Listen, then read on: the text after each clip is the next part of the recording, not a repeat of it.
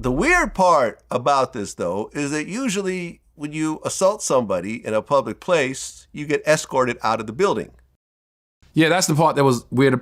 Well, you do realize this was the first year that they let a black production company run the whole thing. Yeah, I had no idea. Yeah, Will Packer's, his team, they did it that year. They produced it that year. Okay. So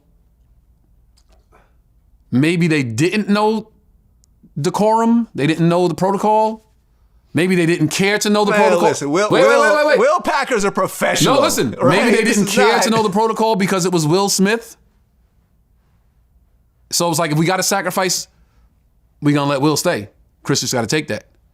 Will's bigger, right? Will is nominated for an Oscar coming up later on in the show. We need him here. We are producing this show. We need him to be in that chair when he wins that Oscar. Do we though? That's might have been their logic. Like, yo, this is our first year doing this. We need everything. We need these moments to be magical. Maybe they were scared of Will.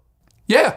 Maybe maybe if we try to get him out of there, he might smack us. Like, maybe. You know what I'm saying? Maybe. Like, you went out if it's your first year, that's the stuff you think about. Yeah, if you produce, maybe it's gonna be more of a. If you produce the Oscars every year, to get him out, yeah. If you produce the Oscars every year, you like get him the fuck out of here, yo. Yeah. We know how to run this. Yeah. But if it's your first year, you like I don't. Yeah, I don't know if Will Packer was asked to do any more Oscars after that. I don't know. I don't know. Right, but the fact that I do know I saw everybody else go comfort Will, and nobody said anything to my brother. Well, yeah, because Will was allowed to stay in his seat, and then he was nominated for an award, and he won, and he got to take the stage as if nothing had happened. And then said, "The devil is always trying to get you, even on some fucking bullshit. Like even on your highest stage, the devil's still trying to get you. Get the fuck out of here, bruh. Yeah, it was a fucking joke. You laughed at it. Yeah, your wife gave you a side eye.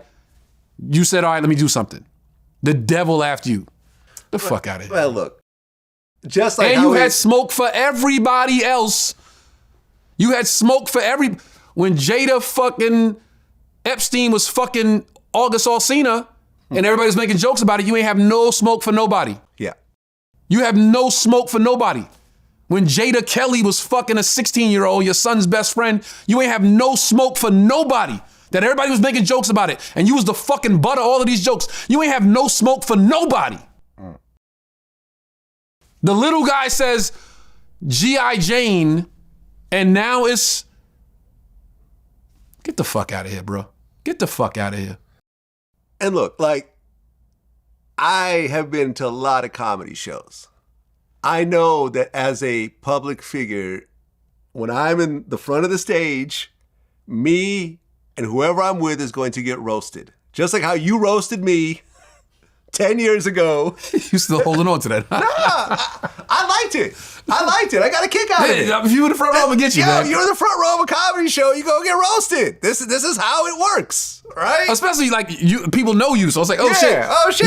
You have had lengthy arguments with people in this forum right here. That's something that we watch and we're like, I can't wait to talk to that motherfucker. It's not like you sit in a restaurant, someone walks up to you and your wife and starts harassing you and whatever. Okay, maybe that makes sense to smack somebody in that situation. But you're at a award show with a comedian on stage roasting lots of people, not just you. And may I add, on the red carpet prior, she was asked about her bald head and said, I love my bald head. I don't care what nobody got to say about my bald head. So you were so empowered on the red carpet, like, oh, I'm wearing it. Like, go, girl. And then he says a joke and it's like, I can't believe he said that.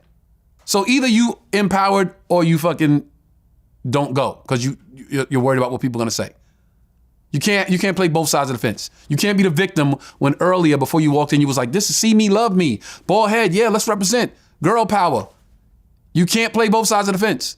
You're either unbelievably distraught about what he said, or you on the red carpet saying, I love it and I don't care what nobody says. This is me. I'm wearing it as a crown. And backstory, we didn't know a fucking thing about no alopecia. Yeah. The Rock family, we didn't know shit. I don't know what the fuck y'all knew. We didn't know shit about no alopecia. It was a fucking joke about a bald head. Because everybody want to chime in on their comments like, yeah, because you can't talk about people when they sick. Who the fuck knew about that? Nobody. All these fucking Instagram thugs and fucking Twitter motherfucking warriors All of a sudden, they knew about it beforehand when nobody else did. Yeah. You can't play both sides of the fence.